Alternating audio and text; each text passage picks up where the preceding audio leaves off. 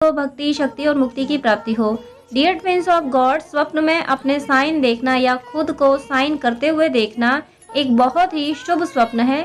ये स्वप्न संकेत देता है कि ईश्वरीय योजना के तहत आप किसी शुभ कार्य के लिए नॉमिनेट हो चुके हैं और जल्दी ही वो शुभ कार्य आपके कंधों पे डाला जाएगा, जिसके द्वारा आपका और आपके संपर्क में रहने वाले लोगों का जीवन सफल होगा।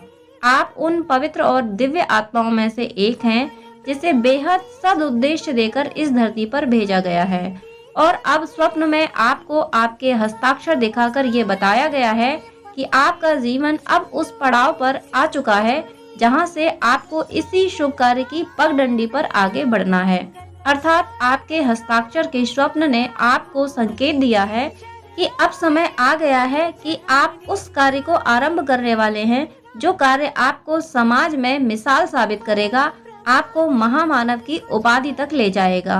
और ये शुभ कार्य आप किस क्षेत्र में करेंगे, इसका अनुमान लगाने के लिए स्वप्न में दिखाई गई परिस्थिति पे बहुत गहनता से विचार करना होगा, क्योंकि स्वप्न में आप जिस परिस्थिति में, जिस स्थान में या जिस वातावरण में साइन कर रहे होंगे, आपका कार्य भी स्वप्न की इसी परिस्थिति, इसी स्थान और इसी वातावरण से संबंधित होगा।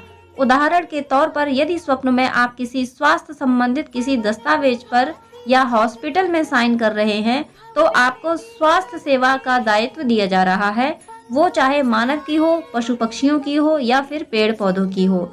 एक और उदाहरण के तौर पर यदि स्वप्न में आप स्वयं को किसी शैक्षिक दस्तावेज या एजुकेशनल कैंपस में साइन करते हुए देखते हैं, तो आपको शैक्षिक कार्य दिया जा रहा है जिसके माध्यम से आप लोगों को जागरूक करेंगे। आप सात्विक सकारात्मक शिक्षा प्रदान कर बाल, वृद्ध, हर आयु वर्ग के लोगों का जीवन सफल बनाएंगे। आपके इस ज्ञान के द्वारा हर बाल, युवा, वयस्क को भौतिक व आध्यात्मिक सफलताएं प्राप्त होंगी। इसी प्रकार आप स्वप्न में अपने हस्ताक्षर की विभिन्न परिस्थितियों से निकट भविष्य में ईश्वर द्वारा प्रदान किए जाने वाले दायित्व का अनुमान लगा सकते हैं।